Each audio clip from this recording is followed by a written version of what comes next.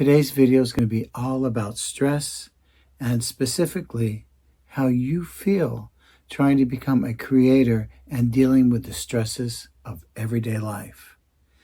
Now, if you had been sitting in front of me right now, the first thing I'd be asking you is, what specifically is stressing you? Now, you might answer that what's stressing you is trying to get this very good work-life balance.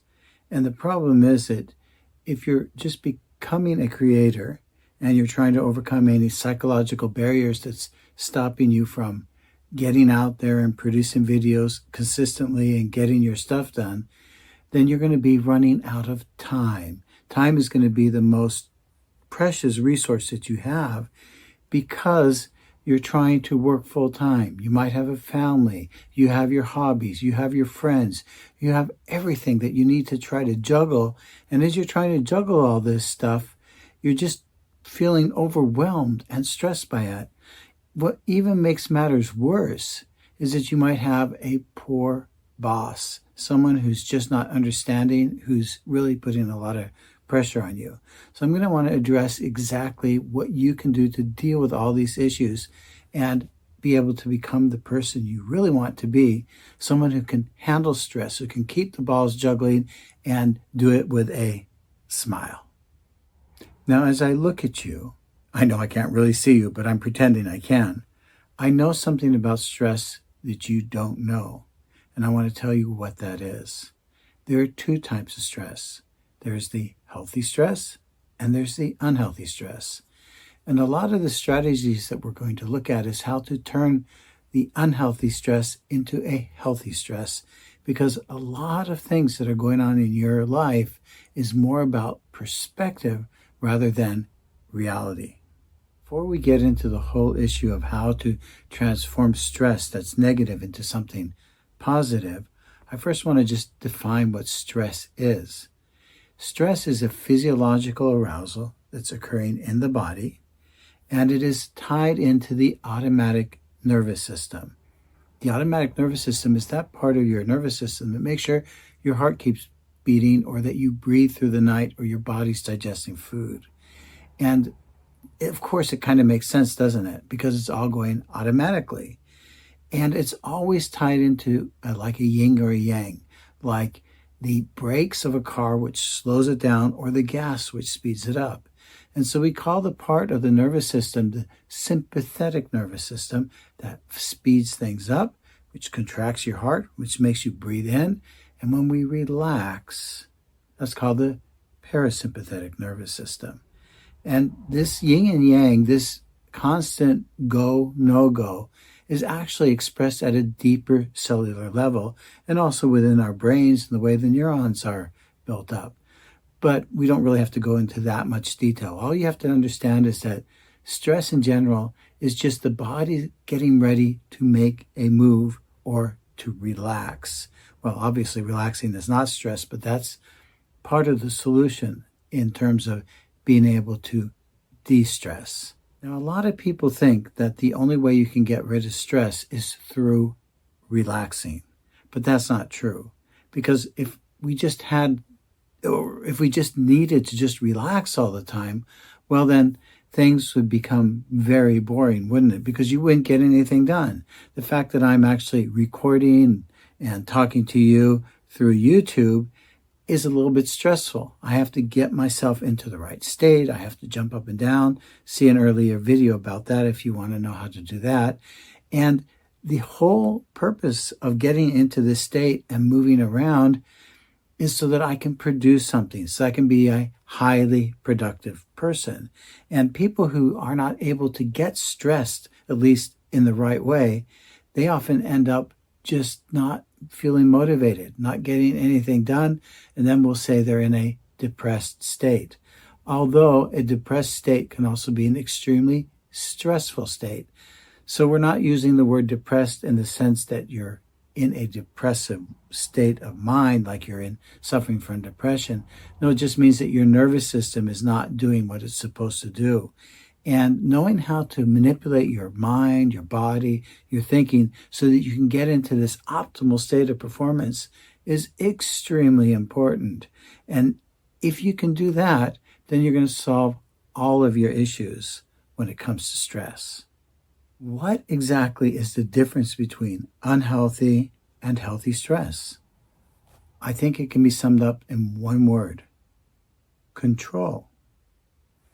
Isn't that an interesting thought? Control. The whole idea is that if you feel that you're in control of something, the whole feeling of stress is going to be much, much different than if you're feeling like you're forced into something or that you don't have any control whatsoever. For those of you who've been driving on an icy road and you lose control over your car, or if you've been walking down a slippery slope and you slide and you lose control over your body, it's very, very uncomfortable. Well, this is true for life events in general.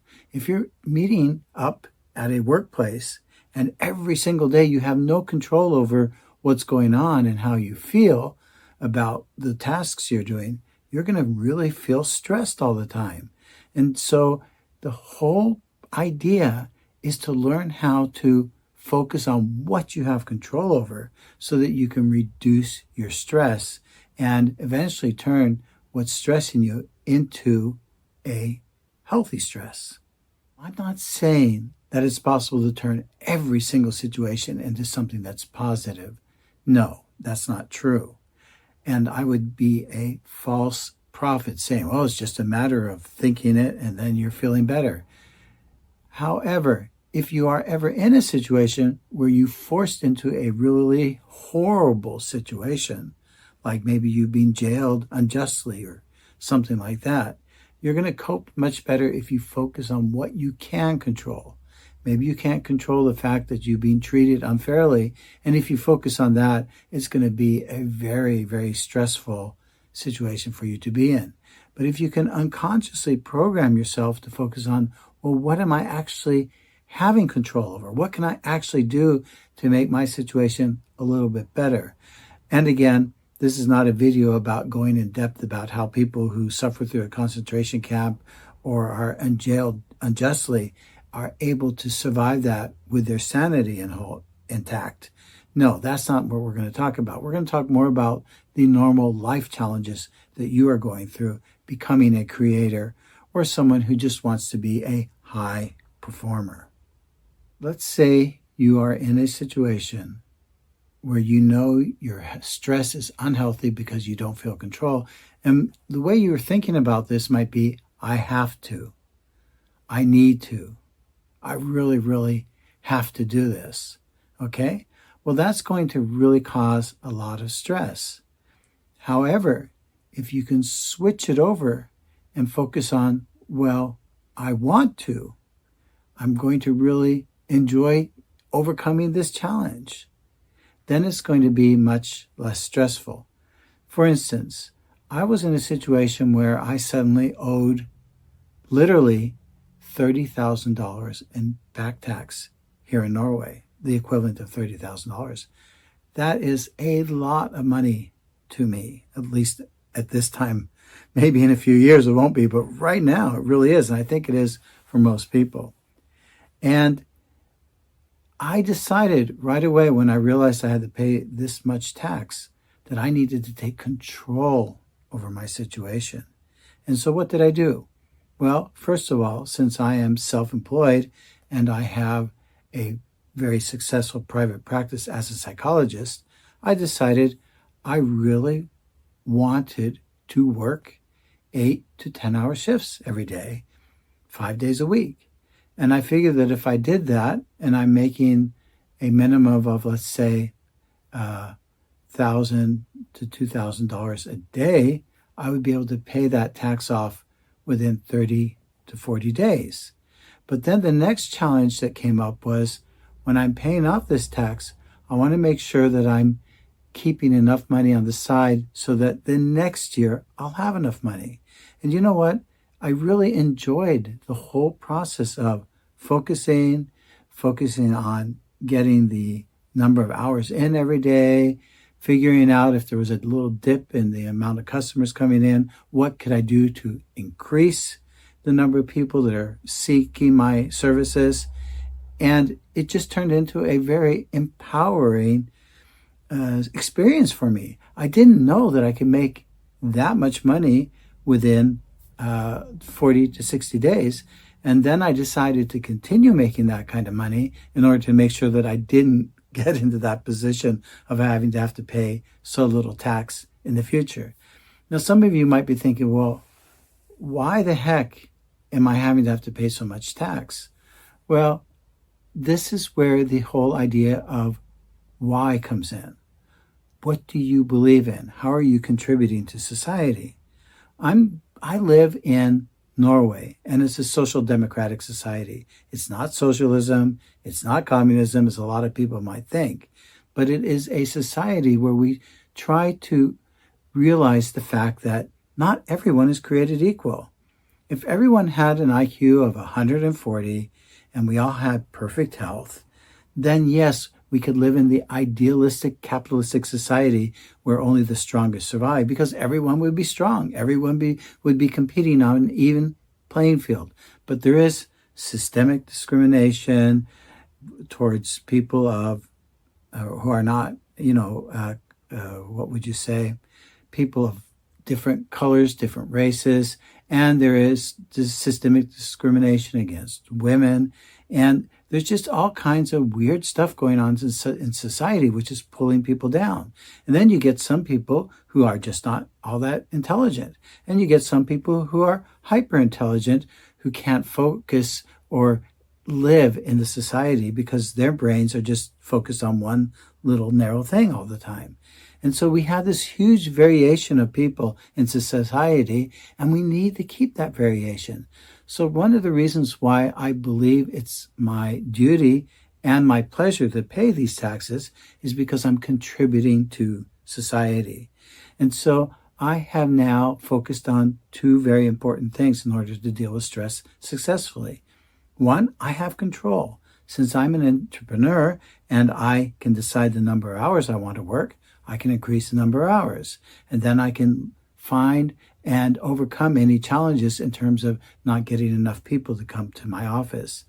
The second thing is why. Why am I doing this? Well, I sincerely believe in that my contribution to society matters, and that by paying my taxes, I'm paying for clean water, nice roads, good schooling, good education for kids, etc., etc. And so I'm just feeling like it's wonderful that I can do this. The interesting thing is that a lot of people will look at your situation and think you need to be comforted. And they will comfort you by complaining with you. Oh, this is terrible. Oh, how awful your life must be. This is really, really something that's unfair. It should have never happened to you. And I get that. People are very empathetic in that way, and they have lots of sympathy for you as well. However, that kind of sympathy and empathy is actually causing you to perceive the world in a way where you're feeling like you're being treated unfairly. It's robbing you from the ability to think, I have control over my destiny and where I want to create my future. It's really not a healthy way of approaching a situation by letting people do this to you by giving you empathy. One of the things I do when people try to be comforting me and in their well-meaning approach want to give me some comfort. Oh, I have my dog here right now. She wants to say hi. It's okay. Nothing bad happened just because I clapped hard. She's a very good dog. There you go, girl. Yeah. So animals are also a great way to reduce stress. Yeah, you're a beautiful girl. Yeah. Okay. Now you got to get on camera. I know you just wanted to show everyone your beauty. Okay, you can get down now. You can go lay down. Okay. So it's nice to have a dog. She wants me to take her out, and we will take her out after we're done with the video. Do you see the change in me the minute the dog comes into the video? I start to relax a little bit. I cuddle with her. I let her give me some of her positive energy. She got a little stressed there because I kind of clapped hard 3 times. You're not going to hear that on the video, but that's how I do my editing, is I clap 3 times hard in order to show that this is an area where I don't want to delete the whole thing. I just want to squish the video together because I stumbled on some words. And then she thought, oh, well, he's distressed. So she comes over to comfort me. And that's actually something that could be beneficial for a lot of people. And we also see that through research that any pet, even a goldfish, will bring your blood pressure down a little bit and help you cope with stress a little bit better. What I'm trying to advocate in this video now, right now, in this particular section, is that people who really mean well will try to sympathize with you or empathize with you by saying, this is unfair, this is terrible. And anytime anyone is complaining, it's creating a lot of stress. So you want to avoid the complaining trap. You want to stop people from feeling sorry for you. And the way you do that is whenever someone says, oh, Sigurd, this is so unfair that you have to pay all these taxes, I'd say, no, I have control. It would have been worse if I couldn't get control over the situation. And in that way, when I focus in my own mind that I have control, well, then it's much easier to deal with the stressful situation, isn't it? And it's still stressful in the sense I have to act a lot of ways and generate income and just be active in order to succeed. However, it's experienced as something positive rather than negative. I want to challenge you. I want you to think of all the things that are stressing you in your life and ask yourself, can I somehow gain control over my perception, how I am perceiving the situation, so that I feel that I can turn it from an unhealthy to healthy stress? Let's take, for instance, if you have a family and you have kids and you have to get up in the morning and you have to maybe deliver them to kindergarten or school, and there's just a lot of work. Having kids is a lot of work. It's no walk in the park. Believe you me, I've had 4 of them, and from basically babyhood till adulthood. And every single phase in their life has different stressors attached to it. And the goal is to be able to raise your children so that they're harmonious individuals, so that when they become adults, they're no longer stressing you.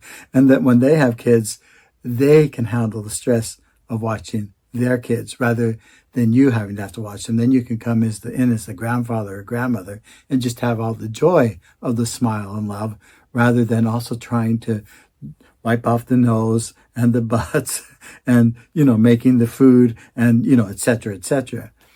So the question is, how can you get more control over the situation if you feel like, oh, well, I really have a hectic day where I have to deliver my kids on time to whatever it is they're going to get to? I think the solution here is to, first of all, admit to yourself that you really wanted these kids in your life, and to focus on the fact that there is so much love to both receive and to give from your children. This will really change everything around, because when you think, I have chosen to be a father or a mother, and because I have chosen this, I want the best for them. And because I want the best for them, I'm willing to solve the time issues around getting up in the morning. I'm willing to organize things ahead of time so that I can be prepared. Kids are very predictable.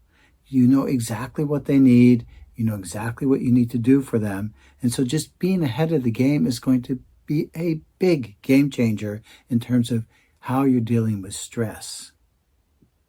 Another issue might be you feel like you're stuck in a job that's going nowhere. And maybe that's one of the reasons why you want to become a creator.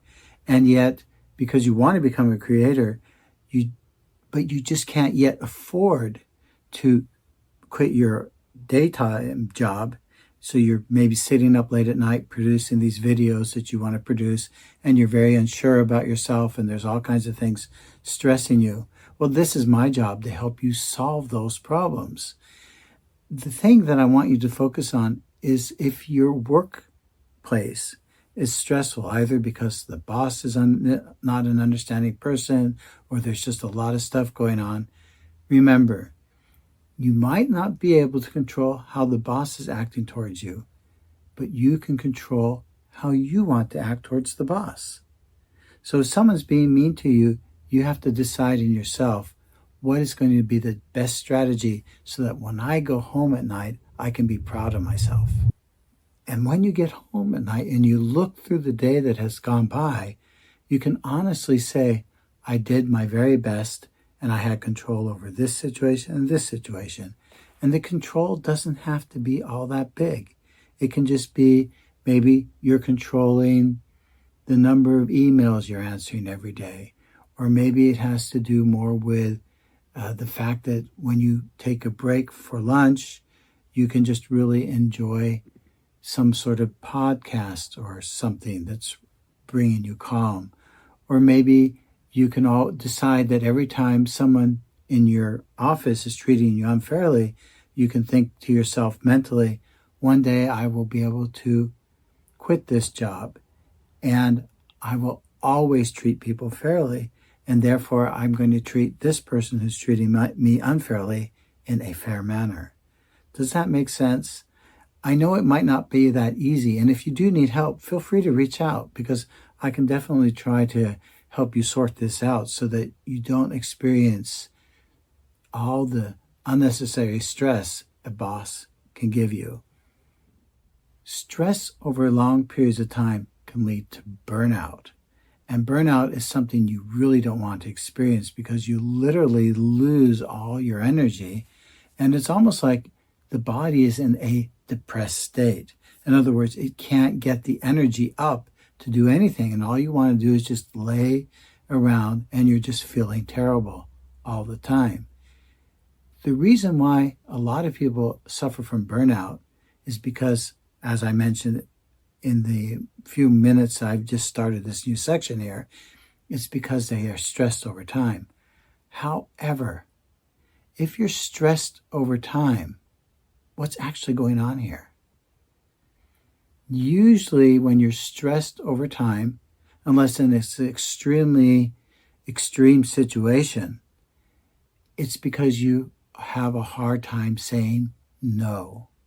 You have a hard time setting boundaries and letting people know, I'm willing to do this, but not that. So in order to really deal with a stressful situation where maybe you are tasked with too many tasks, there's too many things to do, and you just have to do everything. I remember I worked with this nurse once who was visiting homes, helping people in their homes. And it's a very, very important task to do because there's a lot of old folks who can still live at home, but they need just a little bit of help in order to be able to successfully deal with their home situation. And so they go home to them. However, because we are caught in this idea that everything has to go with a profit, well, then these poor nurses are given more and more tasks. In other words, they have to meet more and more people and they have to spend less and less quality time with their clients. And these clients, maybe this nurse is the only person that they really connect to during the day and it really brightens their day. So suddenly the nurses are feeling overwhelmed and they are just, running their behinds off. They're just going. And then, of course, sick leave goes up and we have a fairly serious problem in that company that's trying to help the older people. I'm thinking more specifically now in terms of Norway and the Norwegian welfare system, where people become overworked. The solution here, actually, from a systemic point of view, is that enough people have to say no. Enough people have to have their boundaries very secure and know that we're all going to collectively say, no, we are not going to do this. We need more resources. The problem with that is that not enough people really understand that they can say no. And not enough people understand the power of no, because the minute you can say no, that means you are taking control. And the whole point of going from unhealthy to healthy stress is being able to take that control back into your life. And so you want to ask yourself, am I someone who can say no? Am I someone who can just set clear boundaries about what I find acceptable and not acceptable? If not, that's something you're going to want to work on. Becoming a creator is a very stressful situation because you're trying to produce something. You might be wanting to write a book, or you might want to produce consistently on Instagram, or you might want to be someone who's focusing on LinkedIn or TikTok. The whole idea of becoming a creator is obviously you want to make money doing this, right? And there are so many little things you need to overcome, so many barriers that are stopping you. And this is where, if you switch your mindset from a perfectionist type of mindset where I have to do everything to perfection, just like now, I stumbled on the word perfection of all the silly things, but yet I kept going. You don't have to do everything perfect. You have to be willing to get things out there and try. Do your best and be willing to make little mistakes here and there. Obviously, you don't want to make any major YouTube killing mistakes, but it's okay to fumble on words. It's okay to not deliver everything perfect. It's okay to just get the experience that you need so that you can become and build that channel that you really want to build. And if you do this over time, you will succeed. Maybe you won't succeed in the way you thought you might want to succeed, but you will succeed, and it will increase your self-esteem. It will reduce your stress if you focus on the idea that it's okay to make mistakes and that you're going to learn from them. This is very different than some people who say it's okay to make mistakes and then they don't learn from them. They just kind of like mouth it. They just kind of say it, the right words. No, I'm actually saying that you actually do it. You actually stop and reflect over what happened. Why did this not go according to plan? What did I do this rather than this? And I'm going to reveal to you the next video. The next video I'm going to give to you is all about journaling and self-reflection. I really want you to learn how to learn from your mistakes and get control over your life. Now, I thought this was going to be a two-part video, but I think we've pretty much covered quite a few of the bases. So remember, if you really are interested in learning more about the subject of stress, go ahead and get in touch with me, and I'll see if I can do something for you. Either write it in the comments or just send me an email. Thanks.